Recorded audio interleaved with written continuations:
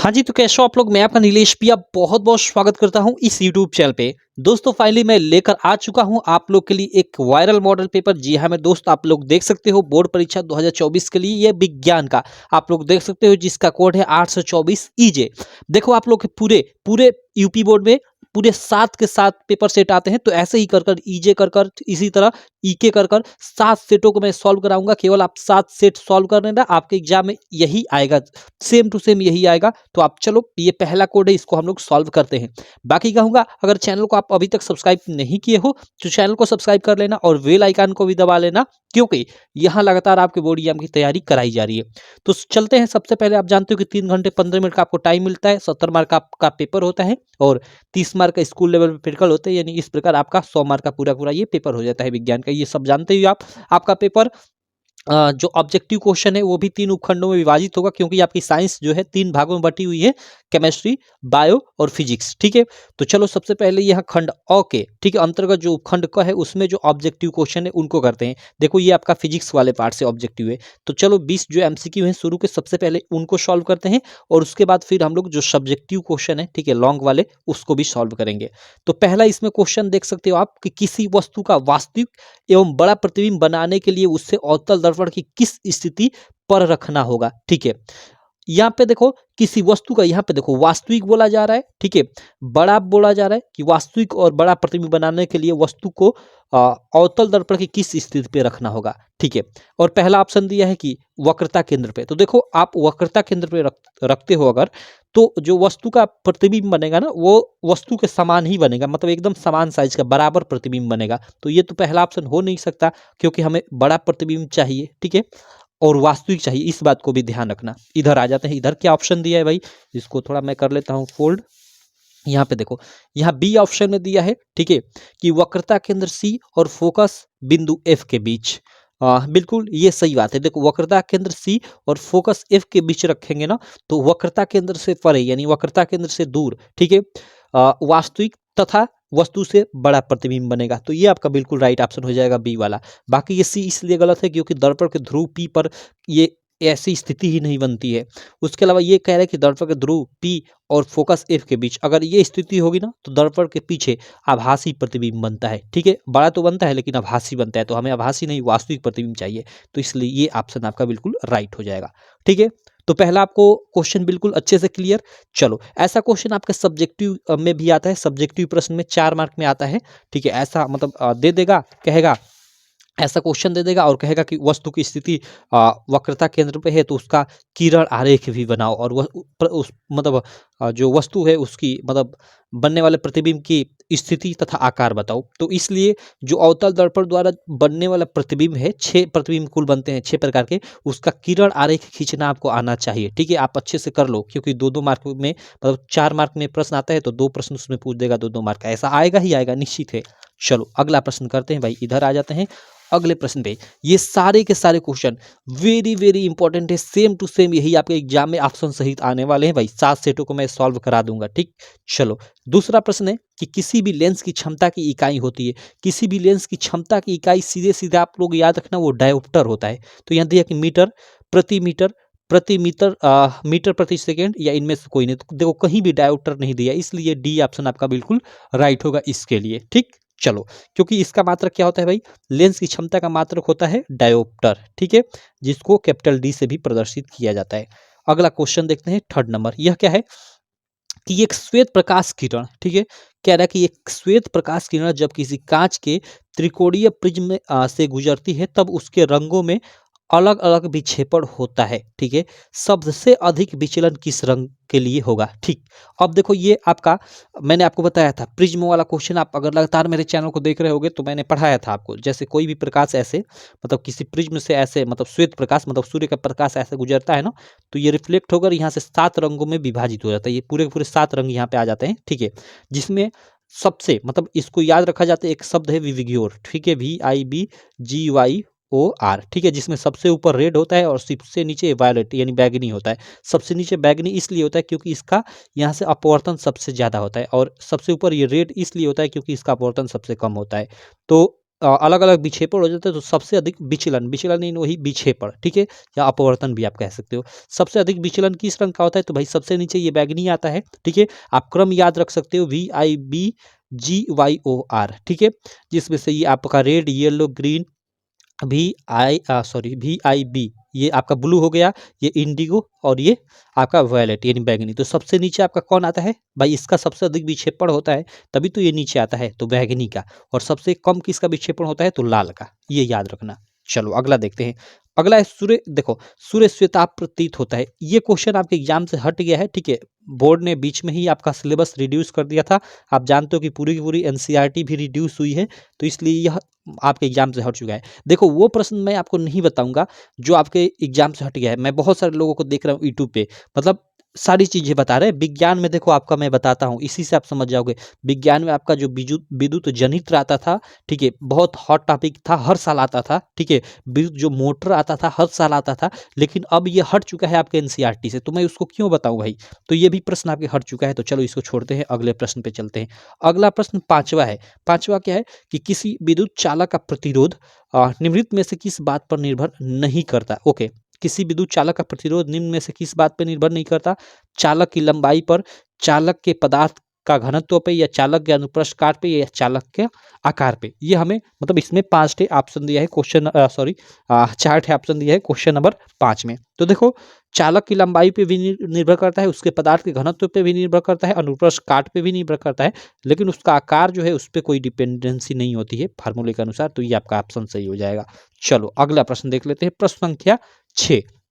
प्रश्न संख्या 6 आप अपने स्क्रीन पे देख सकते हो। यह क्या प्रश्न है कि आ, कब 4 विद्युत चालकों का समायोजन बनाने पर उनका परिणामी प्रतिरोध न्यूनतम होगा? ओके ओके, मतलब जैसे मान लो 4, कब 4 4 दिया ना, 4 विद्युत चालक, यानी एक तरह से मान लो 4 ठे तार हैं, ठीक है। 4 हम लोग के 1 2 3 4 हम लोग के तार हो गए। इनका कब हम लोग किस प्रकार संयोजन करेंगे कि इनका मतलब जो मतलब परिणामी हो वो न्यूनतम आए, कम से कम आए, ठीक है। हमें कम से कम यहाँ पे बोला है प्रश्न संख्या 6 में, ठीक है। देखो जब उनको हम लोग समांतर क्रम में जोड़ते हैं, समांतर क्रम का आप फार्मूला जानते हो, 1/r इक्वल टू 1/r1, ठीक है, sorry 1/r equal to 1/r1 plus 1/r2। किसी भी प्रतिरोध को जब हम लोग समांतर क्रम में जोड़ते हैं तो उसका प्रतिरोध न्यूनतम आता है, और जब श्रेणी क्रम में जोड़ते हैं तो उसका प्रतिरोध अधिकतम आता है। तो सभी को समांतर क्रम, जिसको पार्श्व क्रम भी कहा जाता है, में जोड़ा जाए, तभी उनका क्या होगा, जो परिणामी प्रतिरोध होगा वो न्यूनतम यानी कम से कम आएगा। तो ये ए वाला आपका बिल्कुल राइट ऑप्शन हो जाएगा। काफी मस्त क्वेश्चन है, वेरी वेरी इंपॉर्टेंट क्वेश्चन है आपके एग्जाम की दृष्टि से। अगला 7वां क्वेश्चन देखते हैं, लास्ट क्वेश्चन है या फिजिक्स वाले पार्ट का, उसके बाद आपका शायद केमिस्ट्री वाला पार्ट आ जाएगा।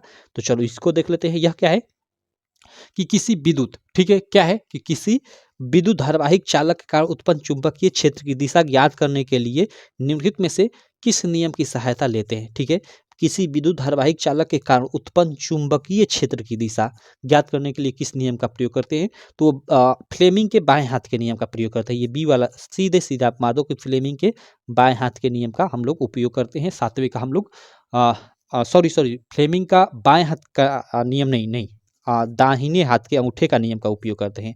ये नहीं, ये क्योंकि यहाँ धारावाहिक चालक के कारण उत्पन्न चुंबकीय क्षेत्र की दिशा बोल रहा है, ये नहीं होगा। ये दाहिने हाथ के कारण दाहिने हाथ के अंगूठे का नियम का उपयोग करते हैं, ठीक है। चलो ऐसे मतलब पकड़ लेते हैं, और मतलब इसको हम लोग धारा की दिशा में रखते हैं, और ये अंगुलियां जिस दिशा में होती है वही क्या होती है, चुंबकीय क्षेत्र की दिशा होती है। चलो तो दाहिने हाथ के अंगूठे का नियम का उपयोग हम लोग करते हैं। चलो इसको हम लोग अब आगे चलते हैं। ये आपका सी वाला इसमें ऑप्शन सही हो जाएगा। अगला क्वेश्चन 7वें के बाद यहाँ 8वां प्रश्न देखते हैं भाई। अब ये आपके केमिस्ट्री वाले आपके प्रश्न हो जाएंगे केमिस्ट्री वाले सेक्शन से, ठीक है। तो चलो इनको करते हैं। ये क्या है, देखो ये आपका उपखंड ख यहाँ से स्टार्ट होता है, यानी अब ये केमिस्ट्री वाला से। तो ये इसमें ये अब पहला इसका प्रश्न है, लेकिन ऐसे देखा जाए तो ये 8वां प्रश्न है। यह क्या है कि निम्नलिखित में से कौन सी धातु ठंडे जल से हाइड्रोजन गैस निकालती है? ओके, ठंडे जल से कौन सी धातु है जो हाइड्रोजन गैस निकालती है? तांबा, सोना, पोटेशियम या फिर एल्यूमिनियम। ये हम लोग की प्रश्न संख्या 8 है, ठीक है। तो आपका पोटेशियम पोटेशियम सही ऑप्शन हो जाएगा, के जिसको पोटेशियम बोलते हैं। ये सी वाला ऑप्शन आपका बिल्कुल राइट हो जाएगा। अगला प्रश्न है 9 नंबर कि निम्नलिखित में से एल्कीन है, हमें एल्कीन बताना है। देखो 3 चीजें होती है, एल्केन, ठीक है, इसमें हमेशा आपका सिंगल बॉन्ड होता है, एक एल्कीन होता है जिसमें आपका कम से कम एक ड्यूबल बॉन्ड होना चाहिए, एक डबल बॉन्ड होना चाहिए, और एक एल्काइन होता है, ठीक है, एक एल्काइन होता है जिसमें कम से कम एक ट्रिपल बॉन्ड होना चाहिए। तो देखो इसमें क्या है, ट्रिपल बॉन्ड, तो ये तो एल्काइन है, तो ये गलत हो जाएगा, हमें एल्कीन पूछ रहा है, यानी जहाँ डबल बॉन्ड हो। अब देखो यहाँ यहाँ डबल बॉन्ड है, तो ये आपका राइट ऑप्शन हो जाएगा, ये आपका एल्केन हो जाएगा। तो इसलिए क्योंकि यहाँ सब हर जगह सिंगल बॉन्ड है, और यह यहाँ पे देखो कम से कम एक यहाँ पे ट्रिपल बॉन्ड है, तो ये आपका एल्काइन हो जाएगा, तो इसलिए गलत ये आपका, हमें एल्कीन पूछ रहा है तो एल्कीन हम लोग का ये है। सिंपल, ऐसे आप पकड़ लो, काम खत्म। चलो बाकी आप फार्मूले के हिसाब से भी निकाल सकते हो। अगला चलते हैं 10 नंबर प्रश्न पे। 10 नंबर प्रश्न है कि 1 बिलियन का एक बिलियन लाल लिटमस, ओके, लाल लिटमस को नीला कर देता है, इसका पीएच मान संभव है। ओके, उसका पीएच मान क्या होगा, ये प्रश्न संख्या 10 में बोला जा रहा है। तो उसका पीएच मान देखो, 1 बिलियन लाल लिटमस को नीला कर देता है, लाल को क्या करता है, नीला कर देता है, तो उसका पीएच मान संभवतः हो सही भाई, आपका सीधे सीधे आप लगा दो 8 होगा। देखो जो लाल लिटमस है उसको याद रखना कि नीला कौन करता है, वो क्षारीय विलयन करता है, ठीक है। तो क्षारीय विलयन का पीएच मान क्या होगा भाई, वो भाई क्षारीय विलयन का पीएच मान हमेशा 7 से अधिक होता है, ठीक है। तो 7 से अधिक देख लो इसमें कौन है, तो ये भाई 8 भाई है, तो ये आपका ऑप्शन सही हो जाएगा। हमेशा याद रखना कि जो लाल लिटमस होता है उसको नीला कौन करता है, तो क्षारीय विलयन करता है। क्लियर, ये एक याद रखोगे तो कभी कभी आपसे ये भी प्रश्न पूछेगा कि नीले लिटमस पेपर को लाल में कौन बदलता है, तो नीले को लाल में आपका इसका उल्टा हो जाएगा, वो मतलब जिसका जो विलयन अम्लीय रहेगा वो बदलेगा। सिंपल, तो लाल लिटमस को नीला में क्षार परिवर्तित करता है, क्षारीय विलयन, और नीले को लाल में अम्लीय विलयन। तो यहाँ क्वेश्चन के अनुसार 1 बिलियन लाल लिटमस को नीला कर देता है, लाल को नीला कर रहा है, इसका मतलब ये क्षारीय विलयन होगा, और क्षारीय विलयन का पीएच मान 7 से अधिक होगा, तो इसमें देख लो उसका पीएच मान पूछ रहा है, तो 7 से अधिक यानी ये होगा आपका। ऐसे हमने छाट लिया। क्लियर, ये आपका अम्ल क्षारक और लवण वाला जो चैप्टर है उससे प्रश्न है। अगला प्रश्न देख सकते हो, प्रश्न संख्या 10 के बाद 11 नंबर, यह क्या है कि क्लोरीन के अणु में आबंध पाया जाता है। क्लोरीन का जो अणु होता है इसमें कौन सा आबंध पाया जाता है, आयनिक आबंध, एक सहसंयोजी आबंध, या द्विसहसंयोजी आबंध, या त्रिसहसंयोजी आबंध। ये हम लोग की क्या है, यह हम लोग की प्रश्न संख्या 11 है, ठीक है। चलो इसके लिए देखो मैं आपको बताता हूँ, इसके लिए आपका एकदम ये जो बी वाला है ना, एक सहसंयोजी आबंध होता है, ये बिल्कुल आपका राइट हो जाएगा, ठीक। तो क्लोरीन के अणु में आबंध पाया जाता है तो एक सहसंयोजी आबंध पाया जाता है, आप सीधे सीधे याद रखना। उसके बाद चलो 12 नंबर क्वेश्चन देख लेते हैं कि जल को जीवाणु रहित बनाने में उपयोगी पदार्थ है। Very very very important question, कई बार आपके एग्जाम में पूछ चुका है। जल को जीवाणु रहित बनाने में कौन सा उपयोगी पदार्थ है, ठीक है। धावल सोडा, बेकिंग सोडा, फिटकरी, या फिर विरंजक चूर्ण। ये हम लोग का प्रश्न संख्या 12 है, तो इसका सही ऑप्शन हो जाएगा विरंजक चूर्ण, ये आपका डी वाला आपका बिल्कुल राइट ऑप्शन हो जाएगा। अगला 13 नंबर क्वेश्चन है कि जिन अभिक्रियाओं में आयनों के विनिमय से नए यौगिक बनते हैं उन्हें कहा जाता है। प्रतिस्थापन अभिक्रिया, उभय अपघटन अभिक्रिया, या फिर योगात्मक अभिक्रिया, या फिर वियोजन अभिक्रिया। ये हम लोग का अंतिम प्रश्न है, ठीक है। तो आपका उभय अपघटन अभिक्रिया हो जाएगी। चलो तो ये हो गया हम लोग का प्रश्न संख्या 13। अब ये समाप्त हो गया। अब उपखंड ये ख के बाद ये आपका ग उपखंड हो जाएगा, ठीक है। इस ग में आते हैं, ठीक। और इसमें आपका जो आपके बायो वाले प्रश्न होंगे उनको चलो हम लोग करते हैं, और फिर आपका एमसीक्यू समाप्त हो जाएगा पूरा का पूरा। देखो इन सब पेपर का आपको सॉल्यूशन और सातों सातों सेटों का सॉल्यूशन, जी हमें दोस्त प्रीवियस ईयर पेपर के साथ ही वायरल मॉडल पेपर का, और उसके अलावा आपका बोर्ड द्वारा जो मॉडल पेपर जारी है सबका सॉल्यूशन आपको मिल जाएगा हमारी ऐप पे, यूपी एमएसपी स्टडी पे। जी हमें दोस्त हमारी ऐप है यूपी एमएसपी स्टडी, इस पे मिल जाएगा। हालांकि इसके लिए आपको एक बैच ज्वाइन करना पड़ेगा जिसकी प्राइस 299 है, लेकिन कल या परसों आपका भाई न्यू ईयर है, तो न्यू ईयर के ऑफर में आपको मात्र यह 199 रुपये, मात्र 199 रुपये में मिल जाएगा। तो आप ये सीधे ऐप से बाई कर सकते हो। कहोगे कि भाई मेरे पास गूगल पे, पेटीएम, फ़ोन पे नहीं है, तो वहाँ पे आपको एक क्यूआर दिया होगा, आप जाओगे कोर्सेज में, क्लास 10th में जाओगे तो वहीं पे आपको एक क्यूआर दिया होगा, क्यूआर कोड पे आप कहीं दुकान उकान कहीं से भी पेमेंट कराकर, और वहीं पे मेरा नंबर भी दिया हुआ है, उस नंबर पे उसका स्क्रीनशॉट लेकर भेज दोगे, अपना नाम भी लिख कर भेज देना, तो आपको बैच में ऐड कर दिया जाएगा। उसके अलावा एक प्राइवेट व्हाट्सएप ग्रुप में भी आपको ऐड कर दिया जाएगा, जिसमें आपको एग्जाम टाइम में बहुत सारे ऐसे पेपर मिलेंगे जिनको आप एक रात पढ़कर अपने बोर्ड एग्जाम में फोड़ाओगे, ठीक है। तो आप ज्वाइन कर सकते हो ये बैच 199 में। अगर आप फेल होने का डर है तो आप पास हो जाओगे, आपके 70% मार्क आने वाले हैं, तो आपके 80 से 90% मार्क आ सकते हैं, तो आप ये बैच ज्वाइन कर सकते हो। चलो चलते हैं अगले प्रश्न पे। अगला प्रश्न हम लोग करते हैं। अगला प्रश्न है कि पादपों में जाइलम का कार्य क्या होता है। भाई जाइलम सीधे सीधे जाइलम यहाँ जो आ रहा है, यानी जाइलम से आप जल याद रखना, ठीक है, जल के वहन का कार्य होता है, तो ये आपका सही हो जाएगा। पौधों में जाइलम का कार्य बोल दे तो वो जल का वहन, और फ्लोएम का, पादपों में फ्लोएम का कार्य बोल दे तो वो आप भोजन का वहन, आप एक तरह से फ्लोएम का। ठीक, चलो, तो यहाँ जल जाइलम बोला है तो वो जल का वहन करता है जाइलम। अगला है 15 नंबर क्वेश्चन, देख सकते हो स्क्रीन पे आप। अगला प्रश्न है कि आनुवंशिकता के प्रयोग के लिए मेंडल ने निम्नलिखित में से कौन से पौधे का उपयोग किया। भाई मटर, सब लोग जानते हैं। टमाटर गलत, बैगन गलत, इधर आपका मटर होगा। इधर आप वाले ऑप्शन में, 1 मिनट मैं थोड़ा इसको फोल्ड कर लेता हूँ। अरे भाई निकल ना, चलो इधर आ जाता हूँ मैं, 1 मिनट। अब चलो यहाँ देखो, मटर और सरसों, तो सरसों गलत, आपका मटर सही होगा। और कभी कभी आपके दे देता है कि मतलब उद्यान मटर और मतलब एक बगीचे की मटर, ऐसे कर कर आपको मतलब कंफ्यूज करने को बोलता है, तो हमेशा आप उद्यान मटर का उसने उपयोग किया था, आप याद रखना।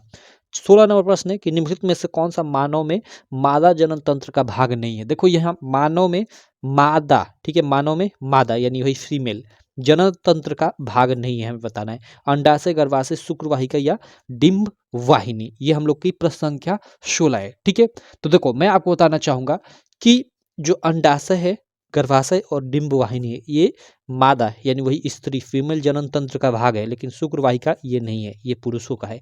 तो ये जो नहीं है वो छांटना था, तो ये नहीं है, हम छांट लेंगे।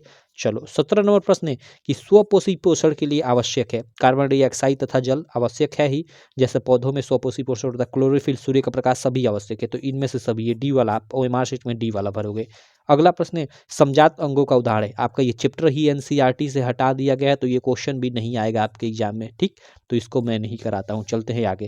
क्वेश्चन नंबर 19 है कि अलैंगिक जनन मुकुलन द्वारा होता है। भाई अलैंगिक जनन, जो जनन की एक विधि है, ये मुकुलन द्वारा होता है। मतलब अलैंगिक जनन की एक विधि है मुकुलन, और यह किस में होता है मुकुलन, ठीक है, अमीबा में, ईस्ट में, प्लाज्मोडियम में या फिर लेशमानिया में, ये हमें प्रश्न संख्या 19 में बोला जा रहा है। ठीक, देखो यहाँ पे इसके लिए आपका सही ऑप्शन बी वाला हो जाएगा, ईस्ट में। ठीक है, चलो अगला ये देखो, ये प्राकृतिक वर्णवाद का प्रतिपादन, ये प्रश्न हटा दिया गया आपके एनसीईआरटी से, तो क्यों इसको करना। तो ये हमने मान लो एक तरह से कि हमने 20 एमसीक्यू अब तक कर लिया इस क्वेश्चन में। अब चलो आगे के जो सब्जेक्टिव प्रश्न है उनको हम लोग करते हैं सॉल्व। ठीक, बाकी कहूँगा फिर एक बार, आप लक्ष्य बैच ज्वाइन नहीं किए हो तो कर लेना। उसमें आपके ये जो सातों सेट है, ठीक है, प्रीवियस ईयर वाला, उसके अलावा बोर्ड का मॉडल पेपर, उसका पूरा का पूरा पीडीएफ सॉल्यूशन, एकदम पीडीएफ सॉल्यूशन मिल जाएगा, जिससे आपका एग्जाम कल है तो आप सारी चीज़ें आज आज चाहोगे तो दोहरा सकोगे। ठीक है, और प्रीवियस ईयर में से ही आप जानते हो सारी की सारी चीज़ें आती है। बोर्ड द्वारा जो मॉडल पेपर जारी किया गया उसमें से ही आता है। ठीक, और उसके अलावा कुछ एग्जाम टाइम में आपको वायरल मॉडल पेपर भी मिलेगा प्राइवेट ग्रुप में, तो वो आप बैच ज्वाइन कर लेते हो तो आपको वहीं पर व्हाट्सएप ग्रुप से भी जुड़ने का ऑप्शन मिल जाएगा, तो आप जुड़ जाना। तो आप ज्वाइन कर सकते हो, हमारी ऐप है यूपीएमएसपी स्टडी, जिसपे अभी ऑफर आपका कल से लागू, कल या परसों से लागू हो जाएगा आपका 199 का। बाकी आप वहाँ पे मेरा नंबर दिया गया, कॉल भी कर सकते हो, तो मैं आपको ऐड कर लूँगा कि हाँ कि आपको ऑफर में रखना है, तो मात्र 199 में ज्वाइन कर सकते हो। चलो आपको कम से कम यहाँ पे 35 से 40 टेस्ट भी एग्जाम तक देखने को मिल जाएंगे। आप 35 से 40 टेस्ट दोगे, उसी टेस्ट में से ही क्वेश्चन आपके एग्जाम में आ जाएंगे। ठीक, चलो आगे चलते हैं, ज़्यादा बकवास नहीं, इधर हम लोग आते हैं। अगला प्रश्न, अगला प्रश्न आपका वर्णनात्मक प्रश्न जो 50 मार्क का है वो स्टार्ट होता है, तो चलो इसको करते हैं भाई। इसमें देखो अब पहला प्रश्न है, अब ये फिजिक्स वाले टॉपिक से है आपका, ठीक है। तीन, अब यहाँ भी 3 उपभाग, मतलब एक उपभाग 1, एक उपभाग 2 और 3, क्योंकि एक में फिजिक्स के, एक में केमिस्ट्री के, एक बायोलॉजी के प्रश्न रहेंगे। तो इसमें से ये पहला वाला हम लोग उपभाग करते हैं, जो आपका फिजिक्स वाला पार्ट है इसका। ठीक है, चलो शुरू करते हैं इसको सॉल्व करना। देखो ये आपका न्यूमेरिकल वाला प्रश्न है, और ये 4 मार्क का प्रश्न है। यहाँ पे देख सकते हो 2 + 2 यानी 4 मार्क। तो चलो इसको करते हैं। प्रश्न क्या है कि एक मोटर बाइक पीछे से आ रही किसी अन्य वाहन को देखने के लिए, ठीक है, एक मोटर बाइक है और एक पीछे से कोई अन्य वाहन आ रही है, उसको देखने के लिए 2 मीटर वक्रता त्रिज्या का एक उत्तल दर्पण लगा है। ओके, मतलब मोटर बाइक में, यानी जो पीछे देखने वाला मिरर होता है उसमें 2 मीटर वक्रता त्रिज्या का एक उत्तल दर्पण लगा हुआ है। तो 2 हमें चीजें यहाँ मालूम हो गई, कौन सा दर्पण लगा हुआ, उत्तल दर्पण, और जिसकी वक्रता त्रिज्या 2 मीटर है, ये एक। ठीक, अब देखो आगे पढ़ते हैं। बाइक के पीछे से आ रहे एक वाहन जिसकी दूरी मोटर बाइक से किसी समय 4 मीटर है, यानी ये आपकी बाइक है जिसमें आप देख रहे हो पीछे वाले आने वाले वाहन की मतलब कि कहाँ है, तो उस वो इस वाहन से 4 मीटर मान लो दूरी पे है, दिया है, मान लो कि ये दिया है, तो गणना करके बताइए कि उसका प्रतिबिंब दर्पण में कितनी दूरी पर और कहाँ दिखेगा, किरण आरेख बनाकर भी समझाइए। चलो इसको देखते हैं भाई, इसको समझते हैं। सबसे पहले तो हम लोग इसको सॉल्व करते हैं जो क्वेश्चन दिया है, उसके बाद हम लोग किरण आरेख बनाएंगे, या पहले किरण आरेख ही बना लेते हैं। चलो, हमें वस्तु कितनी दूरी पे है, यानी पीछे से जो गाड़ी आ रही है एक तरह से वो वस्तु है भाई, क्योंकि उसको दर्पण में देखा जा रहा है, मोटर बाइक के दर्पण में, तो वो 4 मीटर दूरी पे है। तो देखो, और दर्पण कौन सा है, उत्तल दर्पण। तो देखो ये आपका, ये देखो यहाँ पे फिगर मैंने पहले ही इसको अच्छे से बना लिया है, सॉल्व कर लिया है, आपको केवल समझा देता हूँ, ठीक है। ये हम लोग का उत्तल दर्पण हो गया, इसका ये मुख्य पोल हो गया यहाँ पे, तो ये आपका मुख्य अक्ष हो गया, देख लो ये आपका मुख्य अक्ष हो गया यहाँ तक। अब देखो, उत्तल दर्पण में आप जानते हो कि इधर आपका फोकस यहाँ पे इधर होता है कहीं, ठीक है, और इधर आपका वक्रता केंद्रीय है, मान लो ये फोकस है, ये आपका वक्रता केंद्र है। अब देखो, वस्तु हमेशा वस्तु दर्पण के बाएं तरफ, यानी इधर इधर इधर रखी जाती है, दर्पण के बाएं तरफ इधर रखी जाती है। तो वस्तु मान लो यहाँ पे ये दिखाएगा कि ये वस्तु यहाँ पे स्थित है, और कितनी दूरी पे, यहाँ से यहाँ की दूरी हमें 4 मीटर दे दिया, क्योंकि ये दर्पण जो है उससे 4 मीटर दूरी पे वस्तु है। क्या है ना कि पिछली वाला जो मतलब पीछे से जो वाहन आ रही है वो 4 मीटर की दूरी पे है, ठीक है, तो वही एज उसको वस्तु की तरह लेंगे, ठीक। तो यहाँ 4 मीटर दूरी पे है। अब इसका प्रतिबिंब कैसे बनता है, तो देखो ये उत्तल दर्पण द्वारा प्रतिबिंब बनाना जानते हो, तो आप जानते होगे, इस वस्तु से जो आने वाला प्रकाश होता है ऐसे आता है और दर्पण से टकरा कर ऐसे इधर गुजर जाता है, ठीक, इधर से आता है और इधर से चला जाता है, क्लियर। उसके बाद वस्तु से सीधे जो दर्पण के ध्रुव पे प्रतिबिंब आता है ऐसे आता है, और दर्पण से टकराकर ऐसे ऐसे चला जाता है, ठीक। अब देखो ये कहीं भी किरणें नहीं काट रही हैं, तो प्रतिबिंब कैसे बनेगा, तो इसी को ये देखो इधर का, ये तो ये लगता है कि पीछे से ऐसे आ रही है, तो इसको हम लोग पीछे से ऐसे डाट डाट बढ़ाते हैं, तो ये फोकस से होकर जाती है, और ये भी ऐसे ये जा रही है, तो इसको भी डाट डाट कर कर पीछे बढ़ाते हैं, तो यहाँ पीछे यहाँ पे जाकर कटता है, यानी प्रतिबिंब यहाँ बनता है।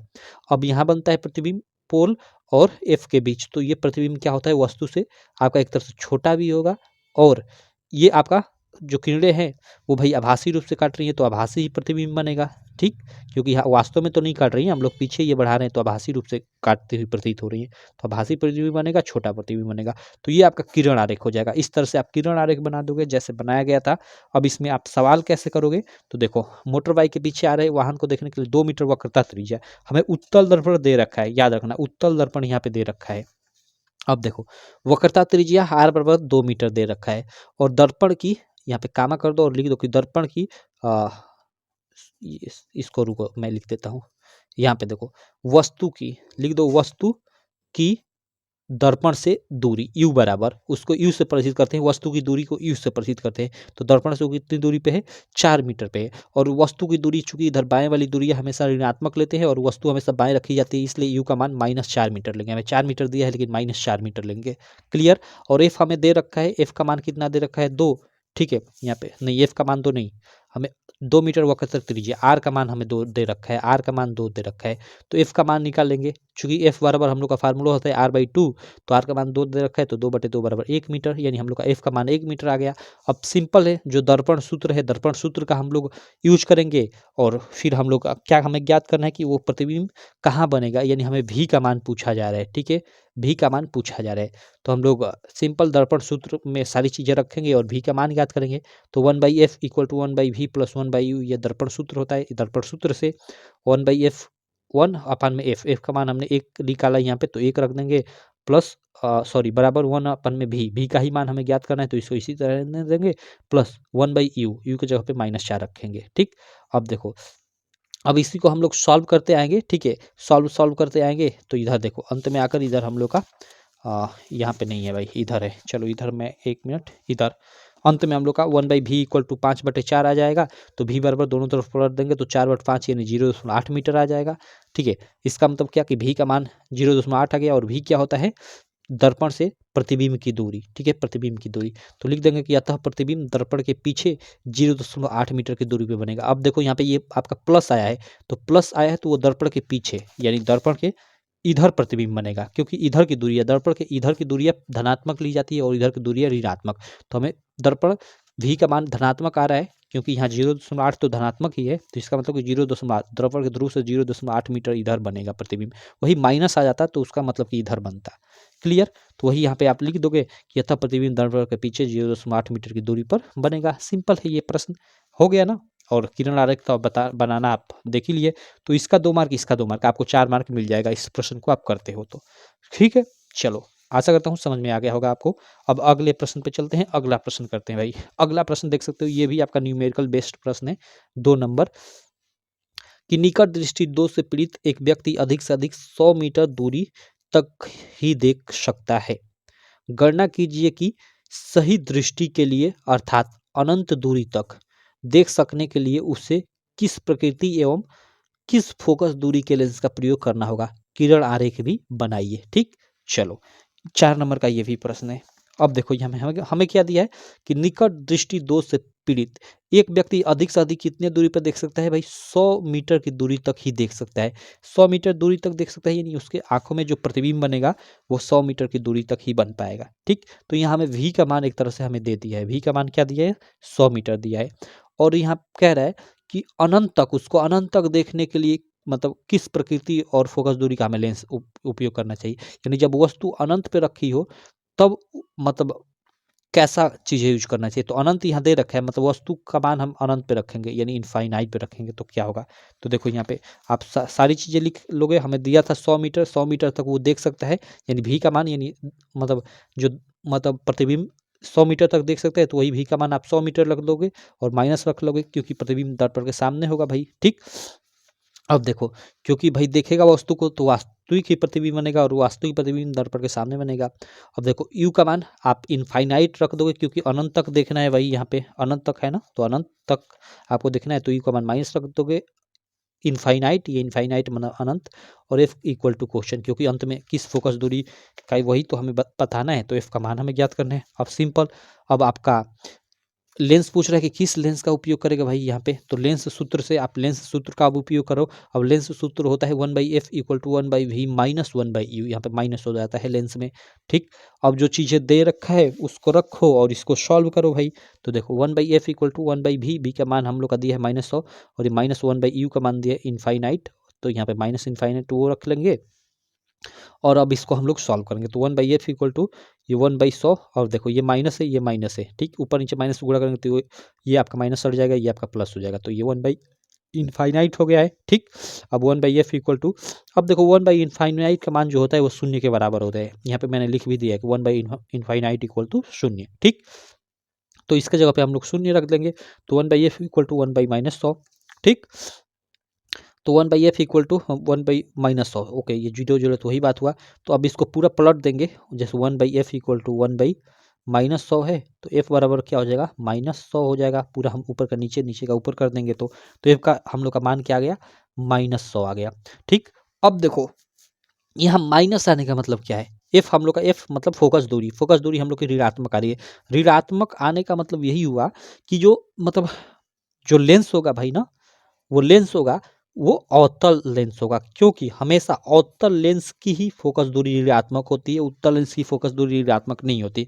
तो ऋणात्मक आने का मतलब कि भाई जो लेंस होगा वो क्या होगा, अवतल लेंस होगा। इस बात को ध्यान में रखने की जरूरत है। ठीक, तो वही यहाँ पे लिख दोगे कि अतः उस व्यक्ति को 100 मीटर फोकस दूरी के अवतल लेंस का उपयोग करना होगा। सिंपल सा मामला है भाई, हो गया आपका सवाल। ये ऐसे करना है और इसका आपको 2 मार्क मिल जाएगा। और आप ऐसे ये जो किरण आरेख दिया है, देखो ऐसे कुछ किरण आरेख बना दोगे आपका मतलब इसका 2 मार्क मिल जाएगा। ठीक, हालांकि अब आपके एग्जाम में किरण आरेख नहीं पूछेगा, क्योंकि ये आपका ना ये किरण आरेख वाला ये नेत्र वाला आई थिंक मतलब चैप्टर हट चुका है, तो ये आपके नहीं पूछेगा, सीधे इसका ही आपको 4 मार्क दे देगा। ठीक, चलो तो ये रहा आपका दूसरा प्रश्न।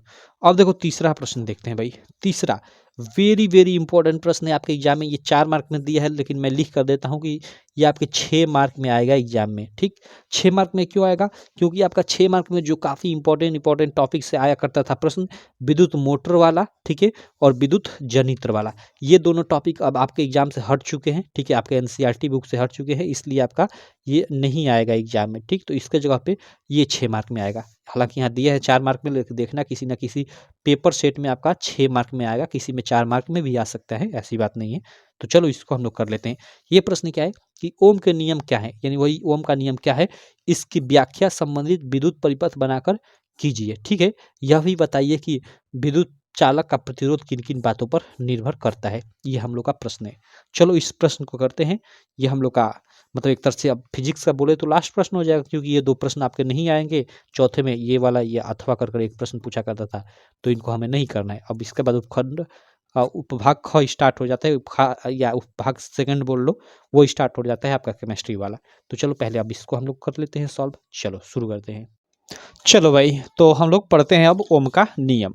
देखो सबसे पहले ये ओम का नियम आपके एग्जाम में आए ऐसे क्वेश्चन पूछे, ठीक है, ये वाला कि ओम के नियम क्या है, ये ओम का नियम क्या है, इसकी व्याख्या संबंधित विद्युत परिपथ बनाकर कीजिए। यह भी बताइए कि एक विद्युत चालक का प्रतिरोध किन किन बातों पर निर्भर करता है। तो सबसे पहले आप जो भी प्रश्नोत्तर संख्या हो आप डाल देना, ठीक है, और ओम का नियम आप हेडिंग बना लेना। और इसमें आपको क्या लिखना है, देखो अच्छे से मैंने लिखा हुआ है कि यदि किसी चालक की भौतिक अवस्था, ठीक है, यदि किसी चालक की भौतिक, यहाँ पे व्यवस्था लिखा गया है, आप अवस्था कर लो ज्यादा बेटर रहेगा, भौतिक अवस्था। और विशेषकर भौतिक अवस्था में, जैसे भौतिक अवस्थाएं क्या होती है, जैसे जैसे आपका ताप हो गया, दाब हो गया, ये सब भौतिक अवस्थाएं होती है। तो उसमें विशेषतः ताप, ठीक है, यदि किसी चालक की भौतिक अवस्था विशेषतः ताप में कोई परिवर्तन न किया जाए तो उसमें बहने वाली धारा सिरों पर लगाए गए विभवांतर के अनुक्रमानुपाती होती है। यानी किसी चालक की भौतिक अवस्था विशेषतः ताप में कोई परिवर्तन न किया जाए तो जो उस चालक में बहने वाली धारा होती है वो सिरों पर लगाए गए विभवांतर के अनुक्रमानुपाती होती है। आगे थोड़ा एक लाइन छोड़कर लिखोगे कि यदि सिरों पर लगाया गया विभवांतर भी तथा धारा आई हो, तब क्या होगा कि भी डायरेक्टली प्रोपोर्शनल टू आई होगा, ठीक है। या इसको ऐसे भी हम लोग अभी यहाँ पे इसको हटाने के लिए डायरेक्टली प्रोपोर्शनल टू, इसको अनुक्रमानुपाती भी बोलते हैं। इस अनुक्रमानुपाती को हटाने के लिए एक नियतांक आर का प्रयोग करते हैं यहाँ पे, तो भी इक्वल टू हो जाएगा और यहाँ एक नियतांक आ जाएगा आर, यानी यहाँ पे आर लग जाएगा, यानी v equal to R into I, इसी को हम लोग v equal to I into R बोलते हैं, ठीक है। तो वो डायरेक्ट यहाँ पे लिख दिया गया है। या यहाँ से हम लोग अगर आर इक्वल टू देखें यार, यानी वही नियतांक प्रतिरोध जिसको बोला जाता है, तो आर इक्वल टू आपका ये आई धरा कर बट्टे हो जाएगा, यानी वही आर इक्वल टू वी बटा आपका आई हो जाएगा, ठीक। और यही प्रतिरोध का फार्मूला होता है, आर इक्वल टू वी अपन में आई। क्लियर। चलो अब इसके आगे आपको क्या करना है, अब देखो आगे इसके देखो, अब इसका हम लोग थोड़ा प्रतिरोध का मात्रक देख लेते हैं जो आर इक्वल टू हमें प्राप्त हुआ है, ठीक है। हम लोग का फार्मूला क्या हमें प्राप्त हुआ है, आर इक्वल टू वी अपन में आई, यानी प्रतिरोध इक्वल टू विभवांतर बट्टे में धारा। अब यहाँ से हम लोग ये आर क्या होता है, प्रतिरोध होता है, चालक तार का प्रतिरोध होता है। तो इसका हम लोग थोड़ा मात्रक देख लेते हैं। तो ऐसा आप हेडिंग डाल दोगे कि प्रतिरोध का मात्रक, ठीक। और इसके बाद लिख दोगे प्रतिरोध का मात्रक। तो यहाँ पे देखो आर इक्वल टू वी अपन में आई है, यानी आर का हमें मात्रक निकालना है, तो वही प्रतिरोध का मात्रक यहाँ पे लिख दोगे और यहाँ पे लिखो विभवांतर का मात्रक और बट्टे में धारा का मात्रक। तो प्रतिरोध का मात्रक निकालना है तो उसको उसी तरह रहने देंगे। विभवांतर का मात्रक क्या होता है, वोल्ट होता है, तो वोल्ट लिख देंगे, और बट्टे में धारा का मात्रक, तो धारा का मात्रक यानी विद्युत धारा का मात्रक एम्पियर होता है, तो एम्पियर लिख दो। तो इसका मतलब कि प्रतिरोध का मात्रक वोल्ट बट्टे में एम्पियर, इसको ऐसे भी लिखा जाता है आपका वोल्ट प्रति, बट्टे को आप प्रति लिख सकते हो, प्रति एम्पियर आपका हो जाएगा। क्लियर। तो यहाँ पे लिख दोगे कि यथा प्रतिरोध का मात्रक वोल्ट पर एम्पियर होगा, जिसे ओम भी कहा जाता है, तथा चिन्ह ये चिन्ह है द्वारा प्रदर्शित किया जाता है। तो देखो यहाँ पे ध्यान देना, आपके एग्जाम में प्रतिरोध का मात्रक आप सब लोग जानते हो कि ओम होता है, उसको इस चिन्ह द्वारा प्रदर्शित करते हैं, लेकिन उसका मात्रक ये वोल्ट पर एम्पियर होता है। इसी को हम लोग क्या बोलते हैं, इसी को हम लोग बोलते हैं ओम, ठीक है, जिसको इस चिन्ह द्वारा प्रदर्शित किया जाता है। तो इसको भी याद रखना, आपके एग्जाम में ऑब्जेक्टिव क्वेश्चन में दे देगा कि निम्नलिखित में से प्रतिरोध का मात्रक है, और कहीं भी ओम नहीं देगा, ये दे देगा वोल्ट पर एम्पियर, और अगर ये नहीं जानते हो तो आप नहीं लगा पाओगे। तो यही मात्रक होता है, इसी को ओम कहा जाता है। सिंपल, समझ गए। अब देखो हमें ये आपका बड़ा क्वेश्चन आएगा, ठीक है, आपका ये 7 मार्क में आएगा, ठीक है। तो इसका आपको क्या करना होगा, मतलब सत्यापन भी करना होगा। तो इसका सत्यापन कैसे करोगे, अगला आप हेडिंग डालोगे कि ओम के नियम का सत्यापन, ठीक। अब चलो इसका सत्यापन कैसे करोगे, देखो ये पूरा पूरा लिखा गया है, ठीक। यहाँ पे आपको ऐसा कुछ फिगर बनाना पड़ेगा भाई, और इस फिगर से आपका एक यहाँ पे रिजल्ट प्राप्त होगा, इस रिजल्ट का भी फिगर बनाना पड़ेगा। तो इसमें आपको लिखोगे क्या, सबसे पहले ओम के नियम के सत्यापन के लिए आपको बहुत सारे उपकरण की जरूरत पड़ेगी। तो यहाँ पे हेडिंग डाल दो कि आवश्यक उपकरण, क्या क्या उपकरण की आवश्यक होगा। तो यहाँ पे लिख दोगे कि इस नियम के सत्यापन हेतु एक बैटरी, अमीटर, कुंजी, धारा नियंत्रक, प्रतिरोध तथा वोल्टमीटर की आवश्यकता होगी, ठीक। अमीटर से आप विद्युत धारा नापोगे और यहाँ वोल्टमीटर है जिससे आप विभवांतर नापोगे। क्लियर। अब चलो क्या क्या जरूरत पड़ेगी इसको ध्यान में रखना है। इस नियम के सत्यापन हेतु एक बैटरी जिससे आप धारा दोगे, एक अमीटर जिससे आप विद्युत धारा मापोगे, कुंजी जिससे आप ऑन ऑफ कर सकते हो, धारा नियंत्रक जिससे धारा की मात्रा नियंत्रित कर सकते हो, कम और या अधिक, प्रतिरोध की जरूरत पड़ेगी, ठीक है, और अंत में वोल्ट मीटर की भी आवश्यकता होगी।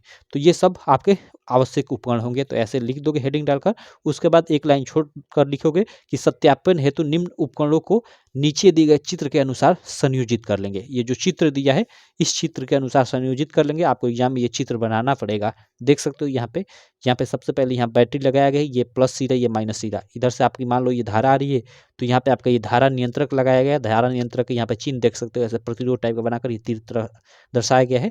तो ये धारा नियंत्रक लगाया गया है। धारा नियंत्रक इसलिए लगाया जाता है कि जैसे यहाँ पे धारा जा रही है तो धारा नियंत्रक से मतलब धारा को कम बेसी कर अलग अलग पाठ्यांक ले सकें, ठीक। तो जैसे धारा जा रही है और यहाँ पे आप कुंजी लगा दो, कुंजी से ऑन ऑफ कि इसके आगे धारा जाएगी कि नहीं जाएगी।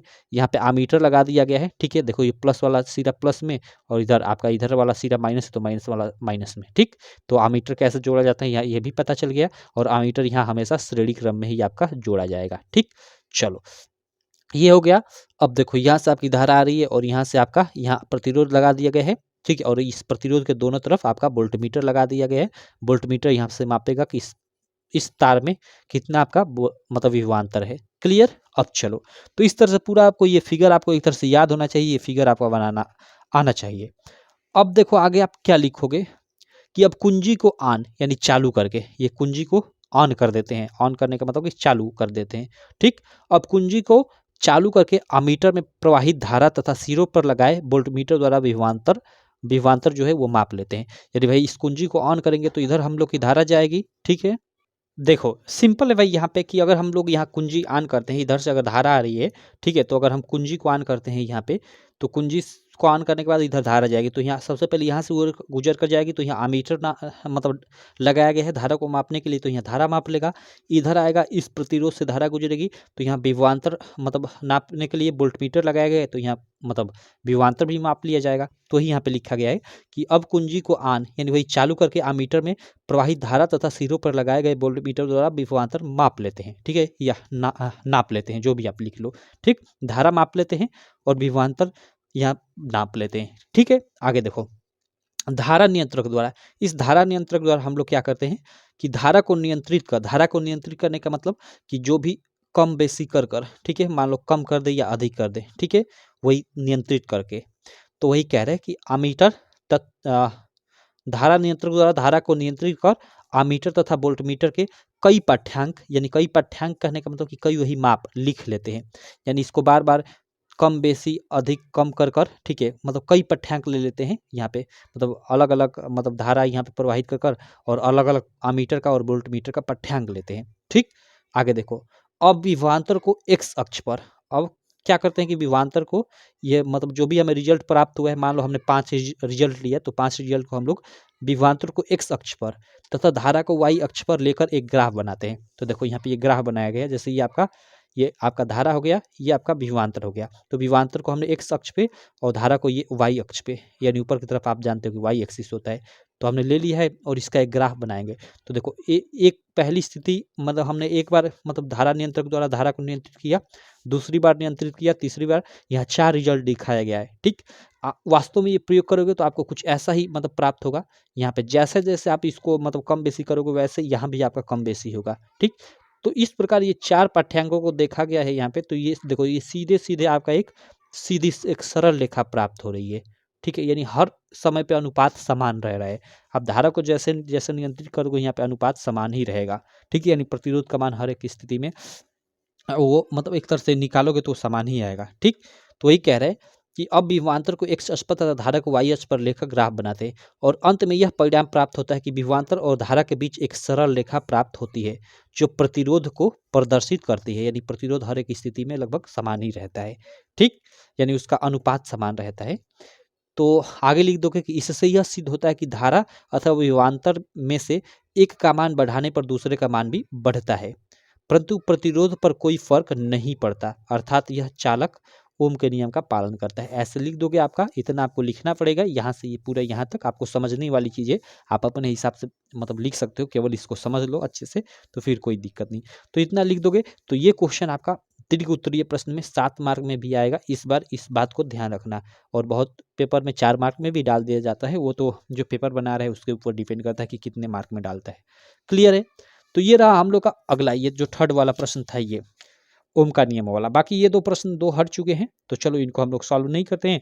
आगे के प्रश्नों को हम लोग नेक्स्ट वीडियो में सॉल्व करेंगे। तो इस वीडियो में इतना ही रहने देते हैं। बाकी कहूँगा, अगर आप लक्ष्य बैच ज्वाइन नहीं किए हो भाई, तो जल्द से जल्द ज्वाइन कर लेना। लक्ष्य बैच आपको मिल जाएगा, जिसमें आपके प्रीवियस ईयर पेपर 2023 के सारे के सेटों के, जैसे हिंदी के सातों सेट के, मैथ के सातों सेटों के, सातों सेट का वीडियो के साथ साथ पीडीएफ भी मिलेगा, ठीक है। और साइड में आपका सातों सेटों का टेस्ट भी मिलेगा, यानी लगभग आपका 30 से 40 आपका टेस्ट भी मिल जाएगा। और इन्हीं में से आपसे एग्जाम में पूछा जाएगा। बोर्ड द्वारा जो मॉडल पेपर है उसका भी, देखो मैं बोल रहा हूँ बार बार, वीडियो से इंपॉर्टेंट है इस टाइम आपको पीडीएफ, ठीक है। क्योंकि पीडीएफ से आप जो 2 घंटे की वीडियो देखोगे, पीडीएफ से आप आधे घंटे में अपना पढ़ लोगे। आपका टाइम इंपॉर्टेंट है इस टाइम पे। तो आप ये मत देखो कि लक्ष्य बैच में आपको 199 रुपया लिया जा रहा है। वो 199 रुपया आपके लिए इतना बेनिफिशियल साबित होगा कि मैं क्या बता सकता हूँ। तो आप ज्वाइन कर सकते हो बैच, हमारी ऐप है यूपीएमएसपी स्टडी, उस पर, ठीक। चलो, बाकी मैं मिलता हूँ आपसे नेक्स्ट वीडियो में, तब तक के लिए चलो, थैंक यू।